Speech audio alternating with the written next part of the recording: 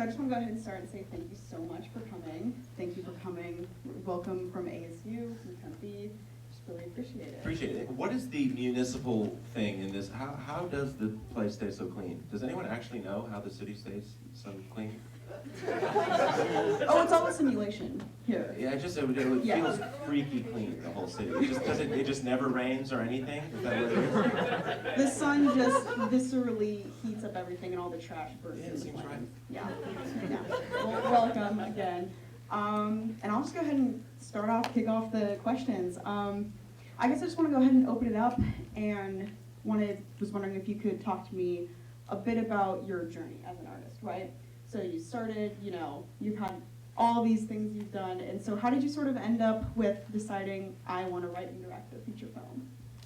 I did theater growing up a lot, so I always loved acting and wanted to do theater, and then I sort of at 16 sort of stumbled into being a comedian, and just the entire time was trying to drag it back to everything I loved about theater, which was acting and performing and conceiving something and staging something. And then I sort of very quickly, over the course of 10 years, got very sick of my face and very sick of having to express all of my thoughts through my own head, with my own head.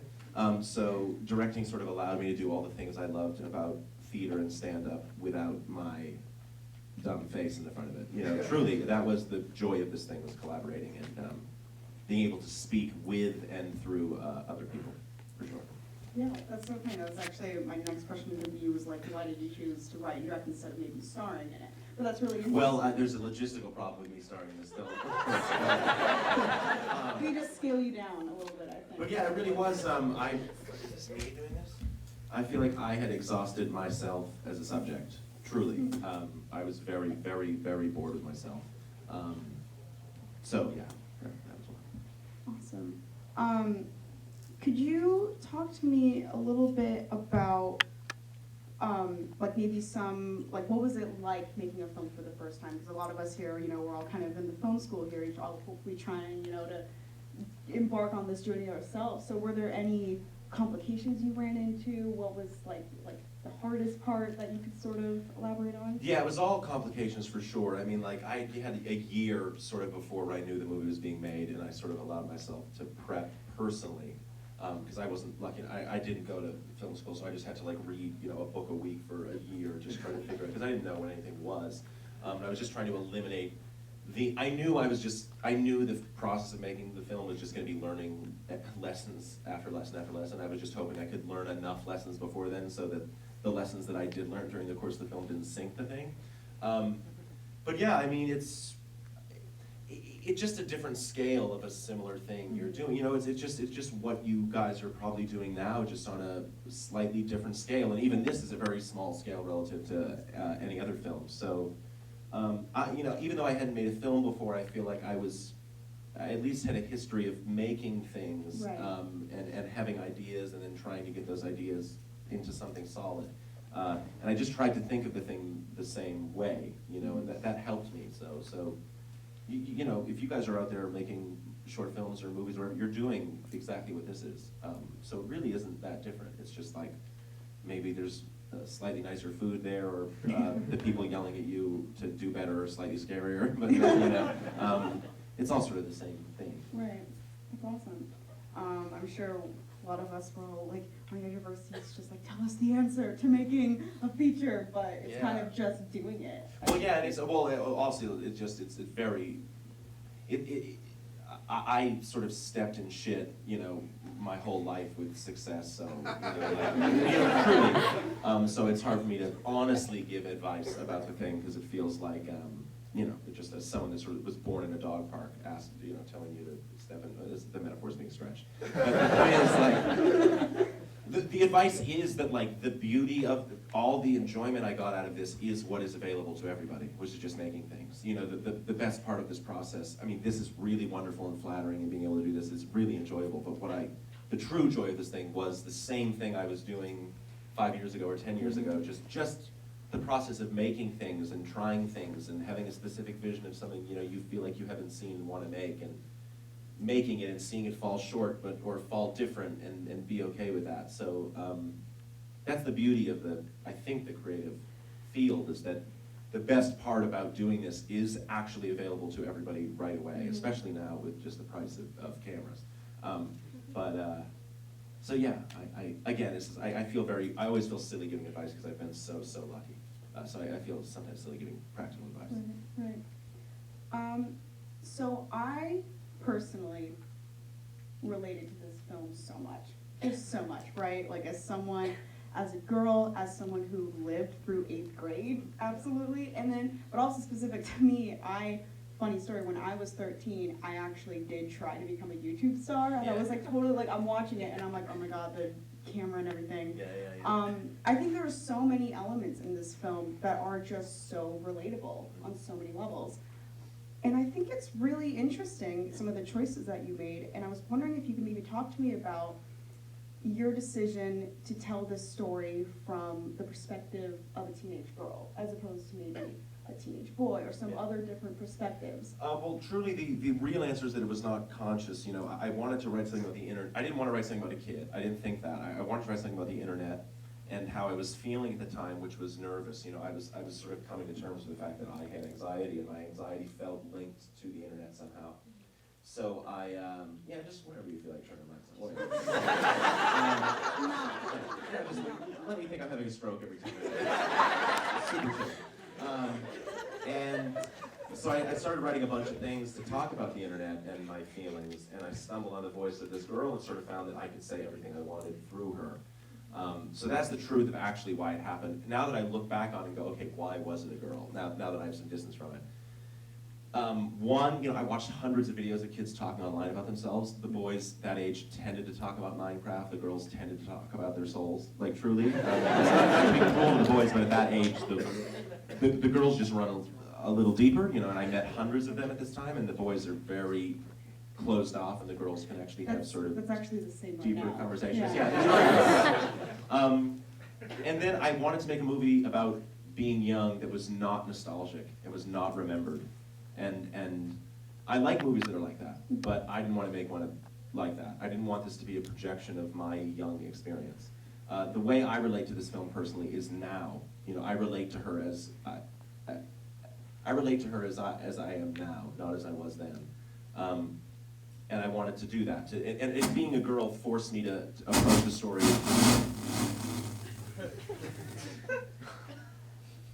By the way, the movie started playing in 235 randomly, and I noticed that experience. So that was not a part of the film where you saw the aspect ratio. That was not some like Xavier Dolan cool shit happening.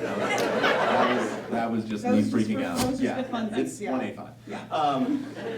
But yeah, there's this sort of obviously pretty like sexist narrative in art that only stories about like male poets in the woods get to be about the human condition, and stories about a young girl is only about the young female experience. And I hope it is about that, and I hope it serves that.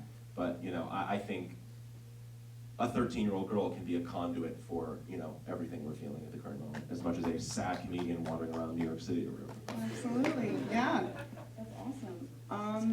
I feel like if you guys have questions, I'd love to open it up to you. If I can, so go ahead and raise your hand, and I'll go ahead and grab you. Yeah. I'll hear you. I will hear them. I'll hear them. Can you hear me? Yeah. Okay, cool. For sure. So you recently directed Chris Rock's special, 10th Reef. Yeah. How different was that from this? Very. I did that. I've done a few of those. I did some of my own. I did Chris's and Gerard Carmichael's, and it's very different. Well, at least with stand-up specials are not a director's medium. You're there absolutely to serve the person and just to give a good, solid vessel for them to deliver whatever they do. What's nice about directing stand-up specials is it makes you really care about the specific look of something and making sure that one look is incredibly versatile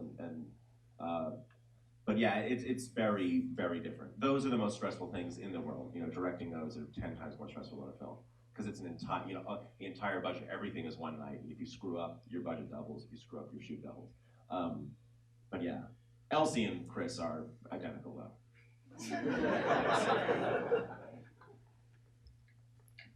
First of all, I love the movie. I like the turn you took on it from a woman's perspective. Also, you're an incredible writer. I guess my question was about the poster. I wanted to hear kind of like why you chose that design, and like she has her like hand in front of her face. I'm just kind of curious. Yeah, that's mostly A24. I mean, like, you know, they present stuff and I'm like, sure. No, but I like it. I mean, like, you know, her hiding behind her phone seems sort of right, and I like her eye. That's about it. Well, Burnham, everybody. You want to pick? You pick. I'll pick. Should do something. Yeah. Yeah, thank you for being here tonight. Oh, appreciate it, bro. I just wanted to ask why you chose to let a mother-daughter relationship out of the film. Just because I thought that was an interesting choice. I want to know why you took that approach. Yeah, well, you know, I mean, this is like 5 days in her life, and, you know, there was this sort of bigger thing of wanting to afford her some privacy, you know, and to feel like, yes, you're getting a very intense, thorough look into a small portion of her life, but you don't know everything. And as much as her dad is disconnected from her, you're really disconnected from her, you know, and you don't, this is just a portion of her life that you get to see. You don't get to see anything, everything. And also just naturally, you know, I didn't want to have every 5 days in your life, everything about you isn't brought up, you know, so that was part of it as well, you know, only showing what would happen in 5 days of her life. But also, yeah, really affording her some privacy, that you don't get to know everything about her. Yeah.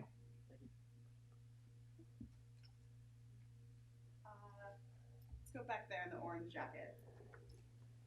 So, Elsie Fisher did an excellent job. I was wondering if you could give me any tips about like directing child actors and actresses in some of those awkward shoots, like in the car in the back seat, and how you were able to let them have artistic expression in their acting, but also convey your artistic message through the movie.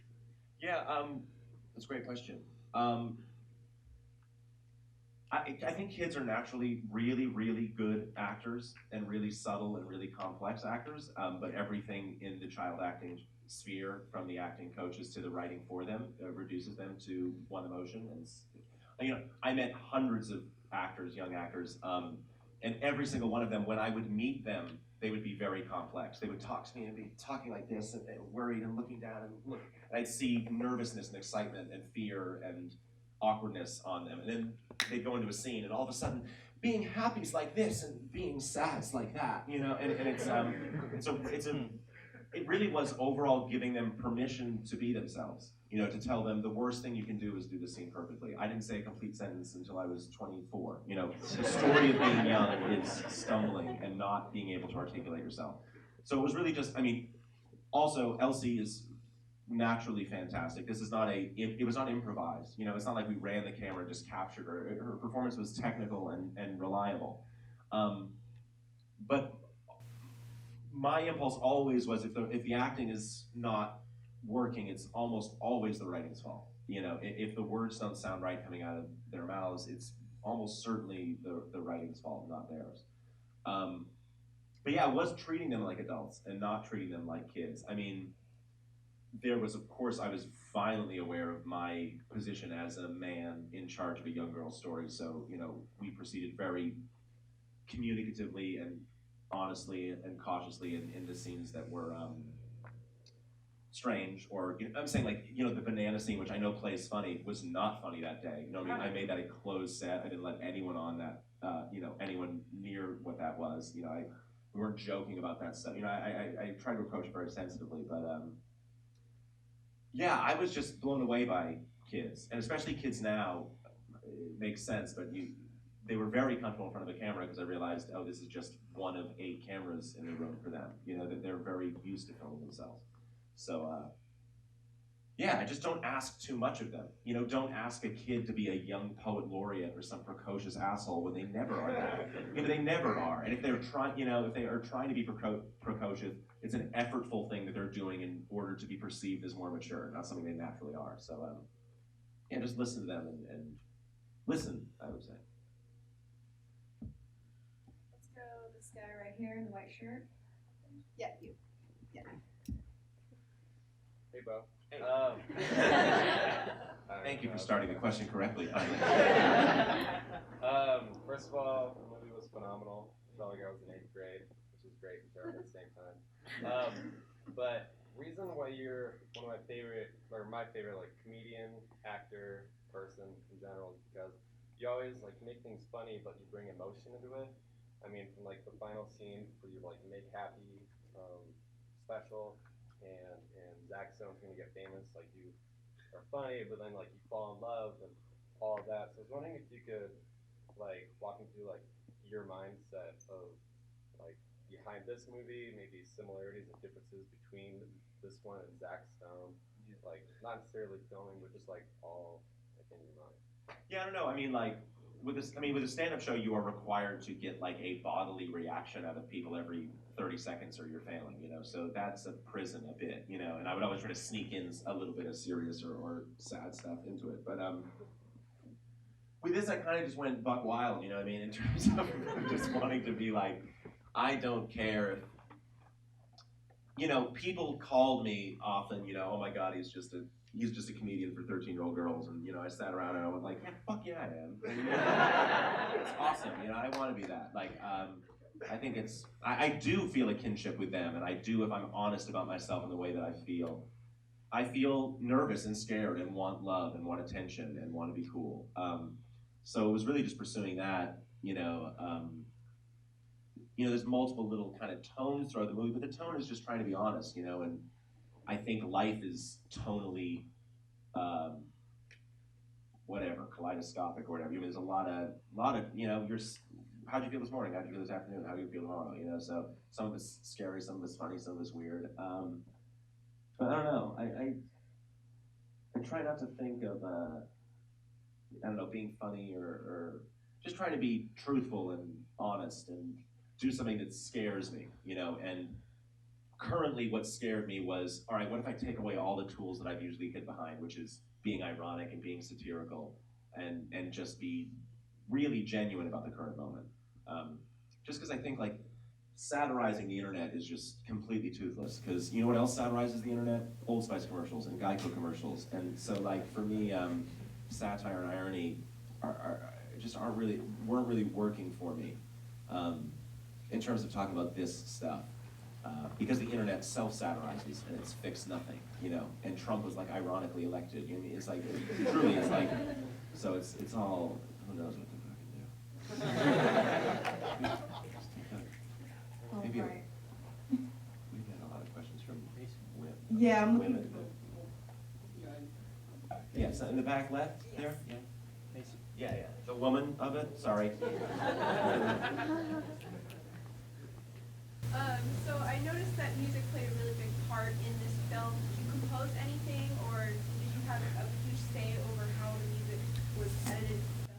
Yeah, so I composed a bunch of temp music for it, because I was trying to I wanted it to be electronic, and I wanted it to be, the problem with electronic is that electronic music is often very cold and sort of aggro and masculine, and I wanted to find sort of music that was warm, but also made her experiences bigger and didn't make it twee or cute, but sort of expressed the sort of whatever visceral feeling of what she was doing was. So I wrote a bunch of temp music, and it sounded like this music except like shitty and truly, and I was like, I wish I could find someone that could do what I could do just really well. And then this composer out of Scotland, her name is Anna Meredith, who's absolutely incredible. She's a classically trained composer that also does her own electronic music on the side. And she just has an incredible, she's just very theatrical and makes huge sort of bold choices, and her voice is sort of the subconscious of the film or whatever. So like her presence in this film is hugely authorial. And she's, so she was great. Yeah, you. Hi.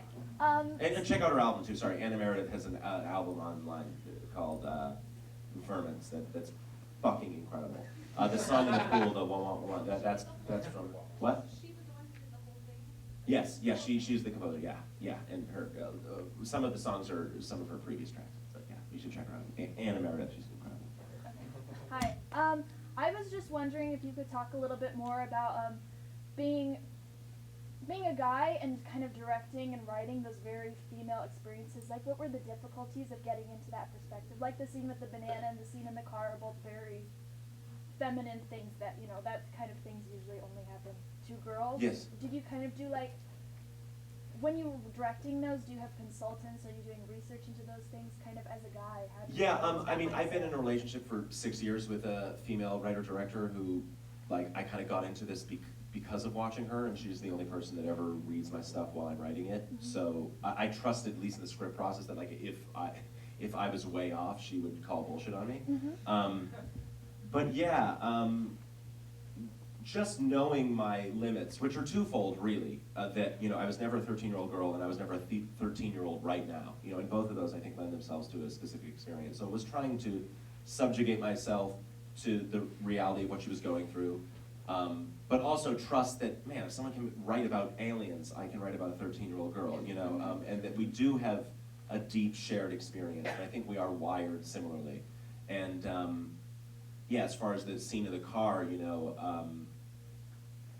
the idea of being young and taking advantage of isn't totally foreign to me, and also, you know, I wanted to portray a certain type of young male behavior that I am familiar with, a certain type of behavior that presents itself as sensitive and understanding, and then is sort of wielding that exact intelligence against somebody, and you know, because he knows what she wants, he knows what she's afraid of, and it's not just the boorish sort of jockey whatever person. And also to portray a type of experience that when after the fact you can imagine her describing that to someone and going, what, he sat in the back seat and he touched your arm and you said no and he left, what's the big deal? You know, but if you actually sit with her, you realize how violent and emotionally violating that is. You know, even though on paper it might not qualify as criminal, you know, the subjective truth of the thing is that it's horrifying and bad, and that's the truth to me. But yeah, just researching and listening and collaborating. You know, I wasn't writing a novel. You know, I would have been much more hesitant to write a novel. It was her, and I told her every day, you know the truth. This movie is coming to you, not the other way around. So yeah, it was just trying to be humble and listen and work with what we can. All right, unfortunately, we do have to wrap up, but I wanted to thank you so much for coming. Appreciate it for coming, guys, and good luck Yeah. the rest of the year, and be nice to come. Let's give it up for Burnham. Hey, how can everyone help to support the film? How do we help get the word? If you like the film, we got to tell people, right? Yeah, you're 200 people. It's a drop in the ocean. Who gives a shit?